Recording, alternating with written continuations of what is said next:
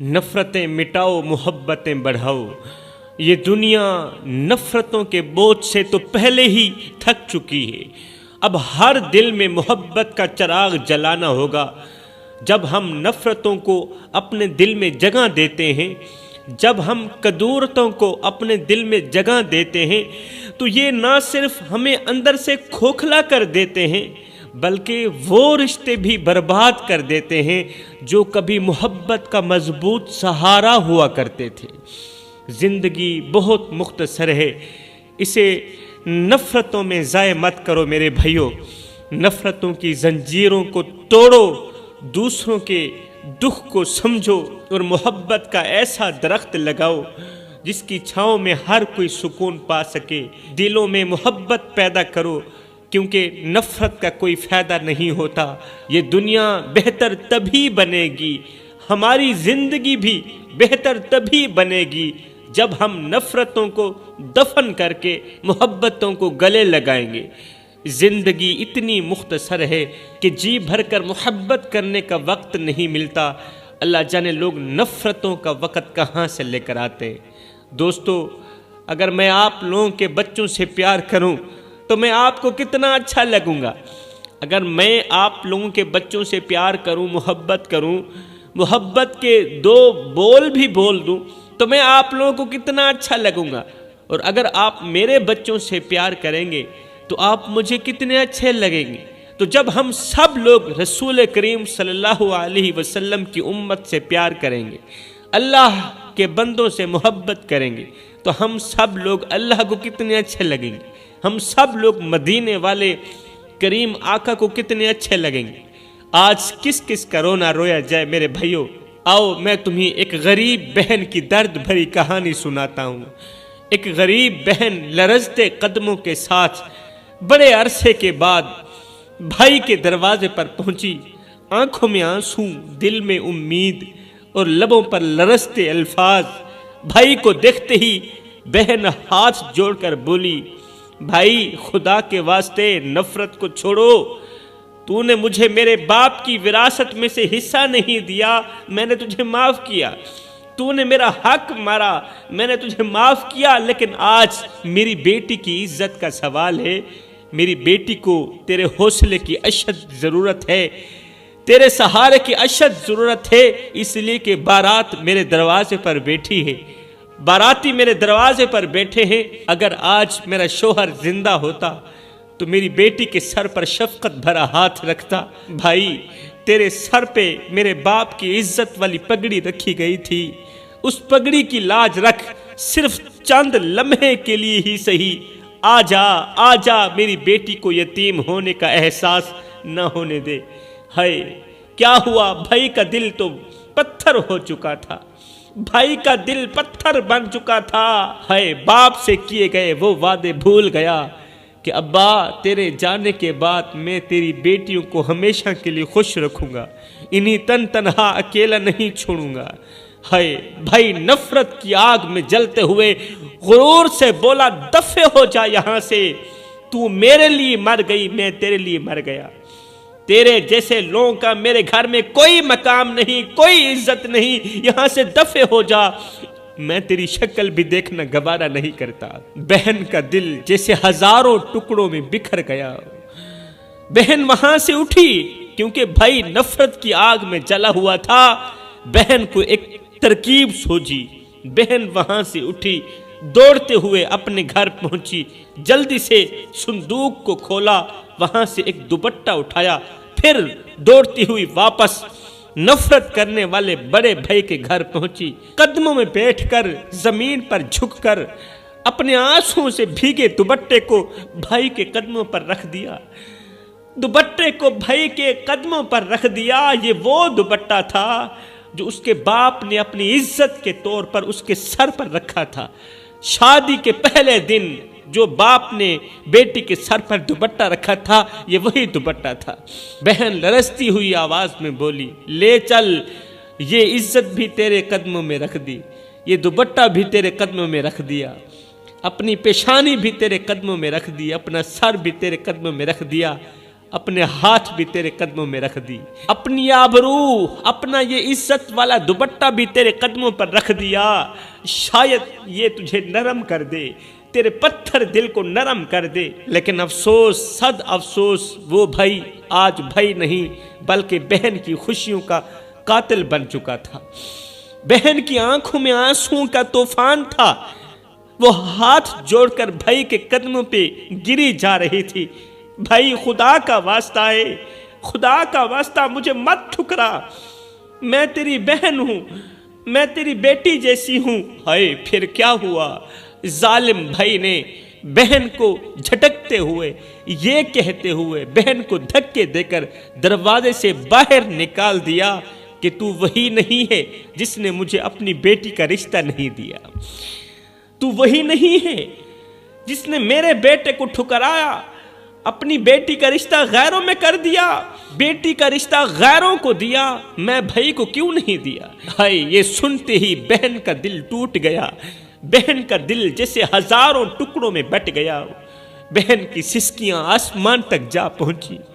وہ دوپٹہ جو اس کے باپ نے اس کی عزت کے لیے دیا تھا، آبرو کے لیے دیا تھا، عزت چھپانے کے لیے دیا تھا، آج مٹی میں لت پت ہو رہا تھا، اور بہن لرزتے قدموں کے ساتھ اپنی آنکھوں کے سامنے اپنی عزت کا جنازہ دیکھتی ہوئی ایک بار پھر سے باپ کی قبر پر گئی، اپنی عزت کا جنازہ دیکھتی ہوئی بہن ایک بار پھر سے باپ کی قبر پر گئی، آنکھوں میں بے بسی کے سمندر اور دل میں ٹوٹے خوابوں کے ٹکڑے لیے باپ کی قبر کے سرانے بیٹھ کر اپنے آنسوں سے مٹی کو تر کرتے ہوئے کانپتی آواز میں بولی، ابا یہ دیکھ تیری بیٹی تیرے قدموں میں آ گری، ابا دیکھ تیری بیٹی تیرے قدموں میں آ گری ہے، وہ دوپٹہ جو تو نے میری عزت کے لیے دیا تھا آج مٹی میں لت پت ہو چکا ہے۔ ابا تو نے تو کہا تھا کہ بیٹیاں ہمیشہ باپ کی عزت ہوتی ہیں، لیکن آج دیکھ تیرے بیٹے نے تیری تربیت کا جنازہ نکال دیا ہے، وہ بھائی جسے تو نے میری حفاظت کے لیے چھوڑا تھا آج اس نے مجھے دھکے دے کر دروازے سے باہر نکال دیا۔ یہ دنیا کتنی ظالم ہے ابا، یہ دنیا کتنی ظالم ہو گئی ہے۔ یہاں بہنیں صرف اس وقت تک بہنیں رہتی ہیں جب تک وہ باپ کی وراثت میں سے حق نہیں مانگتی۔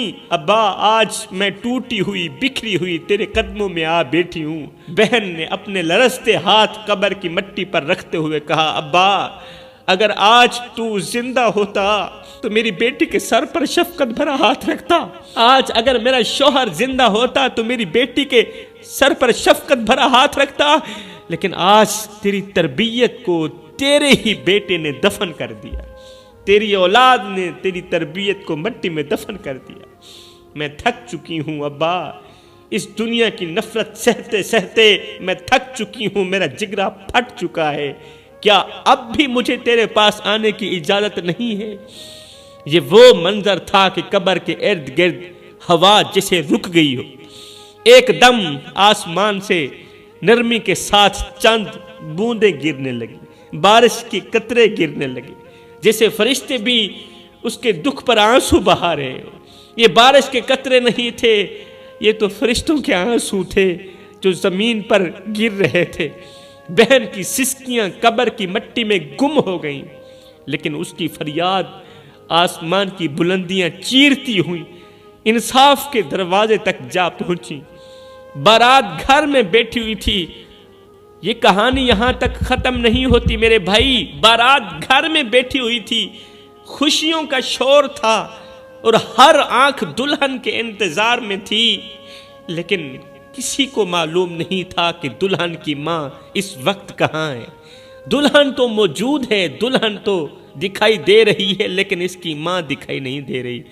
ہر کوئی اس کی راہ تک رہا تھا، ہر کوئی راہ تک رہا تھا کہ اسی راہ کو دلہن کی ماں آئے گی، لیکن اچانک دروازے پر ایک شخص بھاگتا ہوا آیا، چہرے پر خوف تھا اور لرزتے ہوئے الفاظوں میں چیخ کر بولا، بھائیو دلہن کی ماں کو دل کا دورہ پڑا ہے اور وہ ہمیشہ کے لیے چلی گئی ہے، ہمیشہ کے لیے وہ خاموش ہو گئی۔ دلہن کی ماں کو دل کا دورہ پڑا ہے اور وہ دورہ اس کی جان لے گیا، اب وہ اس دنیا میں نہیں رہی۔ ہائے، جیسے ہی یہ الفاظ گونجے کہ اب دلہن کی ماں دنیا میں نہیں رہی، خوشیوں کا سارا شور ماتم میں بدل گیا۔ دلہن جو اپنے گھر میں تیار بیٹھی تھی، یہ خبر سن کر یوں کانپ اٹھی جیسے کسی نے اس کے پاؤں کے نیچے سے زمین کھینچ لی ہو۔ وہ اپنے دوپٹے کو زور سے تھامے چیخنے لگی، دوپٹے کو پکڑا چیخنے لگی، امی تو کیسے جا سکتی ہے؟ امی مجھے چھوڑ کر تو کیسے جا سکتی ہے؟ دلہن لرزتے قدموں کے ساتھ اپنی ماں کی لاش کے پاس پہنچی۔ ایک یتیم بچی، باپ کا سہارا تو پہلے نہیں تھا، ایک ماں کا سہارا تھا، وہ بھی چلا گیا۔ دلہن لرزتے قدموں کے ساتھ اپنی ماں کی لاش کے پاس پہنچی، اس کی ٹھنڈی پیشانی کو چومتے ہوئے کہا، اماں تو نے مجھے کیوں اس وقت چھوڑ دیا جس وقت مجھے تیرے سہارے کی اشد ضرورت تھی؟ تو نے کیوں میرا خوشیوں سے بھرا دن یتیمے کے درد میں بدل دیا؟ تو نے مجھے تن تنہا اکیلا کیوں چھوڑ دیا؟ تو نے میری خوشیوں کو غمیوں میں کیوں بدل دیا؟ ماں کے بے جان وجود کے سامنے دلہن کی یہ فریاد فرشتوں کو بھی رلا گئی۔ ایک شخص دوڑتا ہوا نفرت کرنے والے بھائی کے دروازے پر پہنچا۔ جب اس کی بہن فوت ہو گئی نا، تو پھر ایک شخص دوڑتا ہوا اس کے دروازے پر پہنچا اور لرزتی آواز میں کہا، تیری بہن فوت ہو گئی ہے سردار جی، تیری بہن فوت ہو گئی ہے۔ یہ الفاظ سن کر نفرت کرنے والے بھائی کے دل میں ایک طوفان برپا ہو گیا۔ وہ تڑپتے ہوئے دروازے کی چوکھٹ پر گرا اور لرزتے ہوئے ہونٹوں سے کہنے لگا کہ رشتے خون کے ہوں یا دل کے، کہنے لگا رشتے خون کے ہوں یا دل کے، ان کا بچھڑنا انسان کو اندر سے مار دیتا ہے۔ بہن کی موت کی خبر سن کر بھائی بے بسی کے عالم میں اپنے ہاتھوں سے زمین کو کریدتے ہوئے کہنے لگا، زندگی وہی ہوتی ہے جو اپنوں کے ساتھ جڑی ہو، زندگی وہی ہوتی ہے جو اپنوں کے ساتھ جڑی ہو۔ اللہ اکبر، ورنہ نفرت کے رشتے انسان کو اندھا کر دیتے۔ بھائی جلدی سے اٹھا اور دوڑتے ہوئے بولا، بھاگتے ہوئے بولا، مجھے اپنی بہن کے پاس لے چلو، وہ مر نہیں سکتی، اب وہ ہمیشہ میری بہن رہے گی۔ اس کی آنکھوں سے آنسو بہتے جا رہے تھے اور زبان پر یہ جملے تھے کہ زندگی میں جس کا درد نہ سمجھا جائے، زندگی میں جس کا درد نہ سمجھا جائے، موت کے بعد اس کی یادیں انسان کو پچھتاوے کے سمندر میں ڈبو دیتی ہیں۔ اب کیا تھا، راستے میں بھاگتا ہوا جا رہا تھا اور خود سے لڑتا جا رہا تھا کہ ہائے میں نے کیا کیا؟ میں نے اپنی پیاری بہن کے قدموں پر پڑے دوپٹے کو ٹھکرا دیا، اس کی عزت کو ٹھکرا دیا، بہن کی آبرو کو ٹھکرا دیا، لیکن اب اس کی لاش پر اپنا سر کیسے رکھوں گا؟ کیا اس وقت میں بہن کو منہ دکھانے کے قابل ہوں؟ بہن کے گھر پہنچتے ہی بہن کی بے جان لاش کو دیکھتے ہوئے اس کے قدموں سے زمین کھسک گئی، زمین نکل گئی۔ وہ زمین پر گر کر بہن کے سرد ہاتھوں کو تھام کر رونے لگا اور بار بار دہراتا جا رہا تھا، اگر وقت پر اپنوں کی قدر نہ کی جائے تو ساری زندگی پچھتاوے کے سوا کچھ نہیں ہوتا، پھر ساری زندگی پچھتاوا ہی ملتا ہے۔ گھر ماتم کدا بن چکا تھا اور ہر طرف اس بھائی کی چیخیں اور بہن کی جدائی کا دکھ گونج رہا تھا، جسے قدرت نے اس کے غرور کو توڑ کر ایک خاموش سبق دے دیا۔ پھر کیا ہوا؟ لوگوں نے دیکھا کہ وہ بھائی جو کبھی بہن کے قدموں پر پڑے دوپٹے کو جھٹک دیتا تھا، آج اپنی بہن کی قبر کے قریب کھڑا آنسو بہاتے ہوئے یہ اعلان کر رہا تھا، فلاں دن میری بہن کا 40واں ہوگا، بھائیو فلاں دن میری بہن کا 40واں ہوگا، میں خوب لنگر پکاؤں گا، علاقے میں رہنے والا ہر امیر غریب کھائے گا اور دعا کرے گا کہ اللہ میری بہن کی مغفرت فرمائے۔ یہ سن کر ایک بوڑھا شخص آگے بڑھا اور درد بھری آواز میں بولا، زندہ لوگوں کی عزت نہ کرنا اور مرنے کے بعد ان کے لیے 40 دیگیں پکانا انسانیت کا سب سے بڑا فریب ہے۔ بڑا ہی کمال کا جملہ دے گیا، کہا زندہ لوگوں کی عزت نہ کرنا اور مرنے کے بعد ان کے لیے 40 دیگیں پکانا انسانیت کا سب سے بڑا فریب ہے، سب سے بڑا دھوکہ ہے۔ یہ شخص بوڑھے کی بات پر تڑپ اٹھا، آنکھوں سے بہتے آنسوں کے ساتھ چیخ کر بولا، لوگو میں نے اپنی بہن کی قدر نہیں کی، میں نے بہن کی قدر نہیں کی، میں نے اس کے حق کو جھٹلایا، اس کا حق مارا، میں نے اسے دھکے دے کر گھر سے باہر نکالا، اور آج میری بہن مجھے ہمیشہ کے لیے چھوڑ کے چلی گئی۔ بتاؤ یہ لنگر کس کام کا؟ بتاؤ یہ دیگیں کس کام کی؟ یہ دیگیں اس کے درد کا کفارہ کیسے بن سکتی ہیں؟ وہ زمین پر بیٹھ گیا اور اپنی بہن کی قبر کو دیکھتے ہوئے رو کر کہنے لگا، زندگی کا سب سے بڑا سچ یہ ہے کہ جو مر جاتے ہیں پھر انہیں ہمارے پچھتاوے کی ضرورت بالکل نہیں ہوتی، پھر ہمیں ضرورت ہوتی ہے، ان کو بالکل بھی ضرورت نہیں ہوتی۔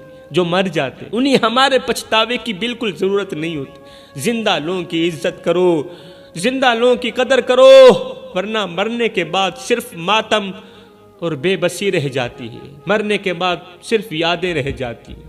میرے بھائیوں، زندہ لوگوں کی قدر کرو ورنہ میری طرح پچھتاؤ گے۔